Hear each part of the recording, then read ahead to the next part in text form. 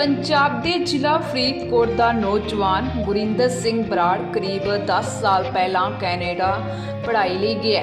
ਕਿਸੇ ਵੀ ਦੇਸ਼ 'ਚ ਪੰਜਾਬੀਆਂ ਦਾ ਵਾਸਾ ਹੋਵੇ ਤੇ ਉਹ ਸਿਆਸਤ 'ਚ ਪਿੱਛੇ ਰਹਿ ਜਾਣ, ਇਹ ਹੋ ਨਹੀਂ ਸਕਦਾ।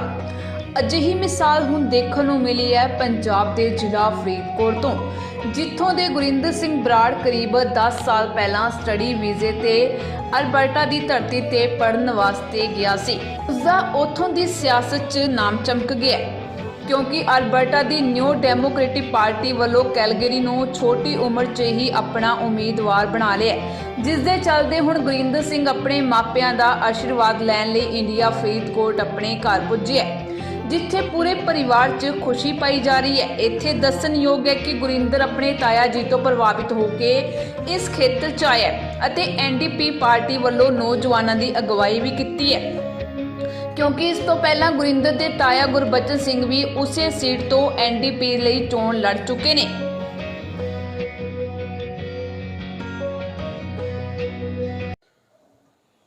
ਹਾਂਜੀ ਸਰ, ਕਿਵੇਂ ਮੰਨਦੇ ਹੋ ਕਿਉਂਕਿ ਤੁਸੀਂ ਸਟੱਡੀ ਬੇਸ ਤੇ ਬਾਹਰ ਗਏ ਸੀਗੇ ਤੇ ਤੁਹਾਨੂੰ ਉੱਥੇ ਮਨ ਦੇ ਵਿੱਚ ਕਿਵੇਂ ਲੱਗਿਆ ਕਿ ਤੁਹਾਨੂੰ ਪਾਰਟੀ ਨੇ ਤੁਹਾਨੂੰ ਟਿਕਟ ਦਿੱਤੀ? ਜੀ, ਮੇਰਾ ਨਾਮ ਗੁਰਿੰਦਰ ਬਰਾੜ ਹੈ ਜੀ। ਮੈਂ ਕੈਲਗਰੀ ਦੇ ਵਿੱਚ ਰਹਿਣ ਵਾਲਾ। ਕੈਲਗਰੀ ਦੇ ਵਿੱਚ ਅੰਦਰ ਕੈਲਗਰੀ ਨਾਰਥ ਈਸਟ ਦੇ ਵਿੱਚ ਮੈਂ ਰਹਿਣਾ। ਉੱਥੋਂ ਹੀ ਮੈਂ ਇਲੈਕਸ਼ਨ ਲੜਨ ਲੱਗਿਆ ਕੈਲਗਰੀ ਨਾਰਥ ਈਸਟ ਤੋਂ NDP ਵੱਲੋਂ। 2023 ਦੇ ਵਿੱਚ ਇਲੈਕਸ਼ਨ ਹੈ ਅਤੇ ਮੈਂ MLA ਦਾ ਕੈਂਡੀਡੇਟ ਹਾਂ ਕੈਲਗਰੀ ਨਾਰਥ ਈਸਟ ਤੋਂ।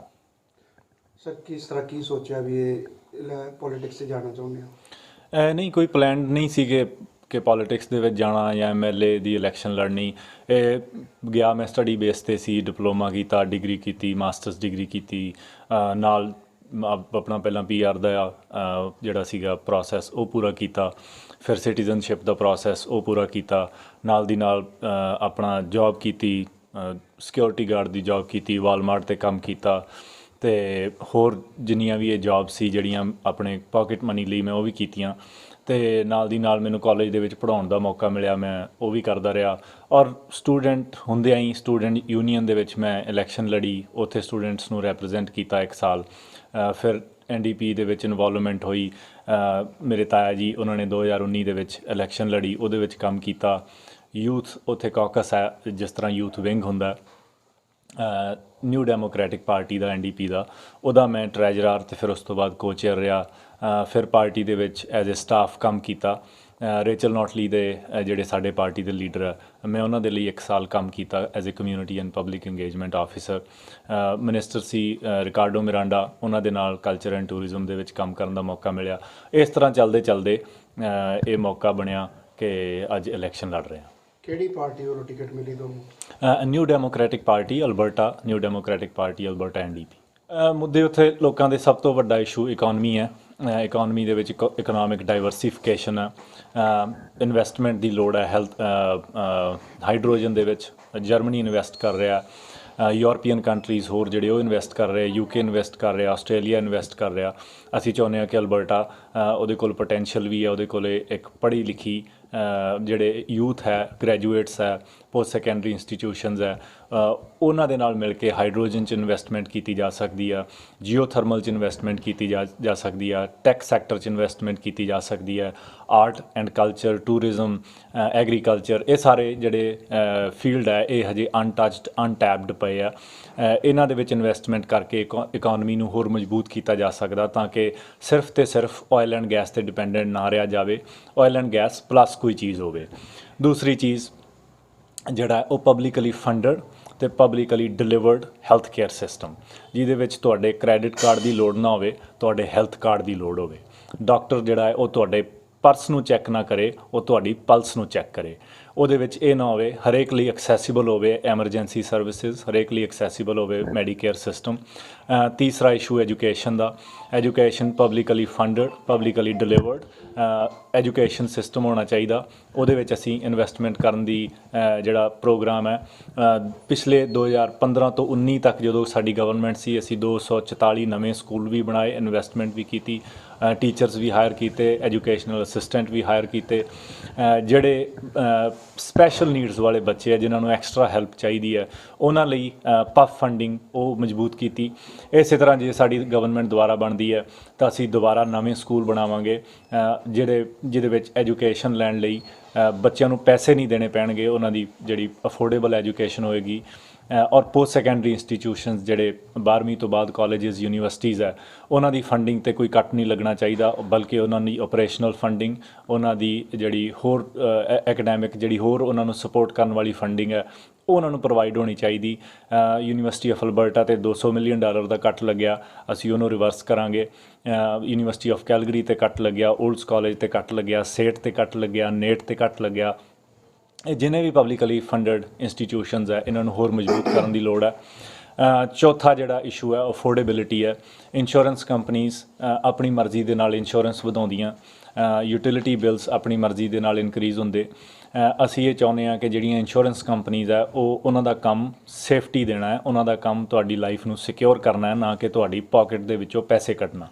ਜੇ ਸਾਡੀ ਗਵਰਨਮੈਂਟ ਆਈ ਅਸੀਂ ਇੰਸ਼ੋਰੈਂਸ ਕੰਪਨੀਜ਼ ਦੇ ਉੱਤੇ 5% ਦਾ ਕੈਪ ਲਾਵਾਂਗੇ ਕਿ ਜੇ ਉਹ ਇਨਕਰੀਜ਼ ਵੀ ਕਰਨਾ ਚਾਹੁੰਦੀਆਂ ਤਾਂ 5% ਤੋਂ ਜ਼ਿਆਦਾ ਇਨਕਰੀਜ਼ ਨਹੀਂ ਕਰ ਸਕਦੇ। ਅਤੇ ਇਸੇ ਤਰ੍ਹਾਂ ਯੂਟਿਲਿਟੀ ਬਿਲਸ, ਬਿਜਲੀ ਦੇ ਬਿੱਲ, ਇਹ ਸਾਰੇ ਕੈਪ ਹੋਣੇ ਚਾਹੀਦੇ। ਰੂਲਿੰਗ ਪਾਰਟੀ ਨਾਲ ਹੈ, ਕਿੰਨਾ ਔਖਾ ਲੱਗਦਾ ਹੈ ਦੇਖੋ ਟੱਕਰ ਦਾ ਇਹ ਹੈ ਜੀ ਕਿ ਅਸੀਂ ਪੋਲੀਟਿਕਸ ਜਿਹੜੀ ਕਰਦੇ ਹਾਂ, ਅਸੀਂ ਜਿਹੜਾ ਕੰਮ ਕਰਦੇ ਹਾਂ ਉਹ ਲੋਕਾਂ ਦੇ ਇਸ਼ੂਜ਼ ਦੇ ਬੇਸ 'ਤੇ ਕਰਦੇ ਹਾਂ। ਜਿਸ ਤਰ੍ਹਾਂ ਮੈਂ ਦੱਸਿਆ ਇਕੋਨਮੀ ਦਾ ਇਸ਼ੂ ਹੈ, ਐਜੂਕੇਸ਼ਨ ਦਾ ਇਸ਼ੂ ਹੈ, ਪੋਸਟ ਸੈਕੰਡਰੀ ਦਾ ਇਸ਼ੂ ਹੈ, ਹੈਲਥ ਕੇਅਰ ਦਾ ਇਸ਼ੂ ਹੈ, ਅਫੋਰਡੇਬਿਲਿਟੀ ਦਾ ਇਸ਼ੂ ਹੈ। ਇਹ ਕਦੇ ਵੀ ਦਿਮਾਗ 'ਚ ਨਹੀਂ ਰੱਖਿਆ ਕਿ ਅਸੀਂ ਕਿਸੇ ਨੂੰ ਹਰਾਉਣਾ। ਇਹ ਦਿਮਾਗ 'ਚ ਹੈ ਕਿ ਲੋਕਾਂ ਦੇ ਕੋਲ ਜਾ ਕੇ ਉਹਨਾਂ ਦੇ ਇਸ਼ੂਜ਼ ਦੇ ਉੱਤੇ ਕੰਮ ਕਿਸ ਤਰ੍ਹਾਂ ਕਰਨਾ, ਪਾਲਿਸੀਜ਼ ਕਿਸ ਤਰ੍ਹਾਂ ਬਣਾਉਣੀਆਂ ਕਿ ਉਹਨਾਂ ਦੀ ਲਾਈਫ, ਉਹਨਾਂ ਦੀ ਜਿਹੜੀ ਅਫੋਰਡੇਬਲ ਲਾਈਫ ਹੋ ਸਕੇ, ਉਹਨਾਂ ਦੀ ਜ਼ਿੰਦਗੀ ਬਿਹਤਰ ਹੋ ਸਕੇ। ਅਤੇ ਜੇ ਉਹਨਾਂ ਨੂੰ ਸਾਡਾ ਪਲੈਟਫਾਰਮ ਠੀਕ ਲੱਗਿਆ, ਜੇ ਉਹਨਾਂ ਨੂੰ ਸਾਡੀਆਂ ਪਾਲਿਸੀਜ਼ ਠੀਕ ਲੱਗੀਆਂ ਤਾਂ ਫਿਰ ਟੱਕਰ ਦਾ ਕੋਈ ਚੱਕਰ ਨਹੀਂ। ਦੇਖੋ ਗੁਰਿੰਦਰ ਦੀ ਮੁੱਢ ਤੋਂ ਹੀ ਜੋ ਤੋਂ ਇਹ ਪੈਦਾ ਹੋਇਆ, ਇਹਦੀ ਪਰਵਰਿਸ਼ ਸਾਡੇ ਪਰਿਵਾਰ 'ਚ ਇੰਨੇ ਵਧੀਆ ਤਰੀਕੇ ਨਾਲ ਹੋਈ ਆ। ਔਰ ਇਹਦੀ ਪੜ੍ਹਾਈ ਇੱਥੋਂ ਦਾ ਤੁਹਾਨੂੰ ਪਤਾ ਕਿ ਦਸ਼ਮੇਸ਼ ਪਬਲਿਕ ਸਕੂਲ ਫਰੀਦਕੋਟ ਤੋਂ ਹੋਈ ਹੈ। ਇਹਦੇ ਤੋਂ ਸਾਨੂੰ ਪਹਿਲਾਂ ਹੀ ਬਹੁਤ ਆਸਾਂ ਸੀ, ਸੰਭਾਵਨਾਵਾਂ ਸੀ। 2011 'ਚ ਇਹਨੇ ਬਤੌਰ ਸਟੂਡੈਂਟ ਜਾ ਕੇ ਉੱਥੇ ਪੜ੍ਹਾਈ ਸ਼ੁਰੂ ਕੀਤੀ ਔਰ ਪੜ੍ਹਾਈ ਦੇ ਵਿੱਚ ਵੀ ਬੜਾ ਅਵਲ ਦਰਜੇ ਦੇ ਵਿੱਚ ਰਿਹਾ ਇਹ, ਡਿਪਲੋਮੇ 'ਚ ਵੀ, ਡਿਗਰੀ 'ਚ ਵੀ ਔਰ ਪੋਸਟ ਗ੍ਰੈਜੂਏਸ਼ਨ 'ਚ ਵੀ। ਔਰ ਕਿਉਂਕਿ ਮੈਂ ਉੱਥੇ ਪਹਿਲਾਂ ਦਾ ਸੀਗਾ, ਮੈਂ ਇਸ ਅਲਬਰਟਾ ਨਿਊ ਡੈਮੋਕ੍ਰੇਟਿਕ ਪਾਰਟੀ ਨਾਲ ਪਹਿਲਾਂ ਤੋਂ ਜੁੜਿਆ ਹੋਇਆ ਸੀ। ਸੋ ਜਦੋਂ ਇਹ ਮੇਰੇ ਨਾਲ ਗਿਆ ਤਾਂ ਇਹਨੂੰ ਵੀ ਲੱਗਿਆ ਵੀ ਇਹ ਜਿਹੜੀ ਪਾਲਿਸੀ ਹੈਗੀਆਂ ਪਾਰਟੀ ਦੀਆਂ ਇਹ ਲੋਕਾਂ ਦੇ ਹਿੱਤ ਵਿੱਚ ਹੈ। ਅਤੇ ਇਹ ਜਿਸ ਤਰ੍ਹਾਂ ਮੈਂ ਪਾਰਟੀ ਨਾਲ ਜੁੜਿਆ ਸੀ ਉਸ ਤਰ੍ਹਾਂ ਇਹ ਵੀ ਉਸ ਤੋਂ ਨਾਲ ਜੁੜ ਗਿਆ 2011 ਤੋਂ। ਔਰ ਉਦੋਂ ਤੋਂ ਹੀ ਇਹ ਜਿਹੜੇ ਸਮਾਜ ਭਲਾਈ ਦੇ ਕੰਮ ਲੋਕਲ ਉੱਥੇ ਹੈਗੇ ਆ, ਲੋਕਲ ਇਸ਼ੂਜ਼ ਹੈਗੇ ਆ, ਜਿਹੜੇ ਸਾਡੇ ਲੋਕਲ ਕਮਿਊਨਿਟੀ ਦੇ ਜਿਹੜੇ ਕੰਮਕਾਰ ਆ ਉਹ ਉਦੋਂ ਤੋਂ ਹੀ ਕਰਦਾ ਆ ਰਿਹਾ। ਔਰ ਕਿਉਂਕਿ ਹੁਣ ਸੰਭਾਵਨਾਵਾਂ ਸੀ ਇਹਦੇ ਵਿੱਚ ਤਾਂ ਪਾਰਟੀ ਨੇ ਵੀ ਦੇਖਿਆ, ਸੋਚਿਆ। ਇਹਨੂੰ ਪਿਛਲੇ 3-4 ਸਾਲ ਤੋਂ ਜਿਹੜੇ ਉੱਥੋਂ ਦੇ MLAs ਆ, ਉੱਥੋਂ ਦੀ ਸਾਡੀ ਪਾਰਟੀ ਲੀਡਰ ਹੈ ਰਿਚਰਡ ਨੋਟਲੀ, ਉਹਨਾਂ ਨੇ ਆਪ ਦੇ ਨਾਲ ਜੋੜੀ ਰੱਖਿਆ, ਉਹਨਾਂ ਦੇ ਨਾਲ ਕੰਮ ਕੀਤਾ ਲਗਾਤਾਰ। ਸੋ ਹੁਣ ਉਹਨਾਂ ਨੇ ਸਮਝਿਆ ਕਿ ਇਹ ਯੋਗ ਉਮੀਦਵਾਰ ਹੈਗੇ ਉੱਥੋਂ ਦੇ। ਸੋ ਇਸ ਕਰਕੇ ਇਹਦੇ ਮੁਕਾਬਲੇ ਦੇ ਵਿੱਚ ਵੀ ਕੋਈ ਨੋਮੀਨੇਸ਼ਨ ਦੇ ਵਿੱਚ ਕੋਈ ਜਿਹੜਾ ਹੋਰ ਜਿਹੜਾ ਕੈਂਡੀਡੇਟ ਨਹੀਂ ਆਇਆ। ਸੋ ਇਹ ਇੱਕ ਤਰ੍ਹਾਂ ਨਾਲ ਪਾਰਟੀ ਨੇ ਇਹਨੂੰ ਆਪਦੀ ਇੱਛਾ ਮੁਤਾਬਕ ਕੈਂਡੀਡੇਟ ਚੁਣਿਆ ਔਰ ਸਾਨੂੰ ਪੂਰੀ ਉਮੀਦ ਹੈ ਕਿ ਇਸ ਵਾਰ ਇਹ ਉੱਥੇ ਕਾਮਯਾਬ ਹੋਊਗਾ। ਉਮੀਦ ਹੈ ਕਿ ਸਭ ਤੋਂ ਛੋਟੀ ਉਮਰ ਦਾ MLA ਉੱਥੇ ਬਣਦਾ, ਇਹਨੂੰ ਸੁਭਾਗ ਪ੍ਰਾਪਤ ਹੋਊਗਾ। ਕਿਸ ਤਰੀਕੇ ਨਾਲ ਕੰਮ ਆਊਗਾ ਇਹਨਾਂ ਦੇ ਹੁਣ? ਬਿਲਕੁਲ ਜੀ, ਮੈਂ ਗਾਈਡ ਵੀ ਕਰ ਰਿਹਾ ਔਰ ਮੈਂ ਕਹਿੰਦਾ ਵੀ ਮੇਰਾ ਪੂਰਾ ਜ਼ੋਰ ਲੱਗਿਆ ਹੋਇਆ ਸਾਰੇ ਉੱਥੋਂ ਦੇ ਜਿਹੜੇ ਜਿੰਨੇ ਵੀ ਸਾਡੇ ਜਾਣਕਾਰ ਲੋਕ ਆ ਉਹਨਾਂ ਨਾਲ ਮਿਲ ਕੇ। ਔਰ ਮੈਂ ਸਮਝਦਾ ਕਿ ਇੱਥੇ ਵੀ ਜੇ ਆਪਾਂ ਗੱਲ ਕਰੀਏ ਤਾਂ ਪੰਜਾਬ ਦੇ ਵਿੱਚ ਜਾਂ ਇੰਡੀਆ ਦੇ ਵਿੱਚ ਅਸੀਂ ਰਿਕੁਐਸਟ ਕਰਾਂਗੇ ਉਹਨਾਂ ਲੋਕਾਂ ਨੂੰ ਜਿਹੜੇ ਕੈਲਗਰੀ ਦੇ ਵਿੱਚ ਰਹਿੰਦੇ ਆ, ਆਪਦੇ ਰਿਸ਼ਤੇਦਾਰਾਂ ਨੂੰ ਜਾਂ ਜਿੰਨੇ ਵੀ ਉੱਥੇ ਸਾਡੇ ਇਸ ਹਲਕੇ ਦੇ ਵਿੱਚ ਰਹਿਣ ਵਾਲੇ ਲੋਕ ਆ ਉਹਨਾਂ ਨੂੰ ਇਸ ਬੱਚੇ ਬਾਰੇ ਦੱਸਣ ਔਰ ਸਾਡੀ ਸਪੋਰਟ ਕਰਨ ਤਾਂ ਕਿ ਇਹ MLA ਦੇ ਤੌਰ 'ਤੇ ਚੁਣਿਆ ਜਾਵੇ ਔਰ ਸਾਡੇ ਫਰੀਦਕੋਟ ਦਾ ਨਾਮ ਉੱਚਾ ਹੋਵੇ, ਪੰਜਾਬ ਦਾ ਨਾਮ ਉੱਚਾ ਹੋਵੇ ਅਤੇ ਉੱਥੇ ਸਾਨੂੰ ਇਸ ਬੱਚੇ ਨੂੰ ਕੰਮ ਕਰਨ ਦਾ ਮੌਕਾ ਮਿਲੇ ਤਾਂ ਕਿ ਲੋਕਾਂ ਦੇ ਜੀਵਨ ਪੱਧਰ ਨੂੰ ਉੱਥੇ ਉੱਚਾ ਚੁੱਕਿਆ ਜਾ ਸਕੇ। ਕੀ ਪੰਜਾਬੀ ਪਹਿਲੇ ਉੱਥੇ ਜਿਹੜੇ ਚੁਣੇ ਗਏ ਇਸ ਪਾਰਟੀ ਵੱਲੋਂ ਤਾਂ ਜਿਹੜਾ ਹੁਣ ਉੱਥੋਂ ਦਾ ਜਿਹੜੀ ਹੁਣ ਲੈਜਿਸਲੇਟਿਵ ਅਸੈਂਬਲੀ ਹੈ ਉਹਦੇ 'ਚ ਇੱਕ ਪੰਜਾਬੀ ਹੈ ਔਰ ਅਗਲੇ ਵਾਰੀ ਨੂੰ ਹੋ ਸਕਦਾ ਕਿ ਇੱਕ ਤੋਂ ਵੱਧ ਪੰਜਾਬੀ ਉੱਥੇ ਚੁਣੇ ਜਾਣ। ਸੋ ਪੰਜਾਬੀਆਂ ਦੀ ਗਿਣਤੀ ਜਿਹੜੇ ਹਲਕੇ 'ਚ ਹੈਗੀ ਉੱਥੋਂ ਇਹ ਜਿਹੜੀ ਇਹਦੀ ਕੈਂਡੀਡੇਚਰ ਉੱਥੋਂ ਬਣੀ ਹੈ।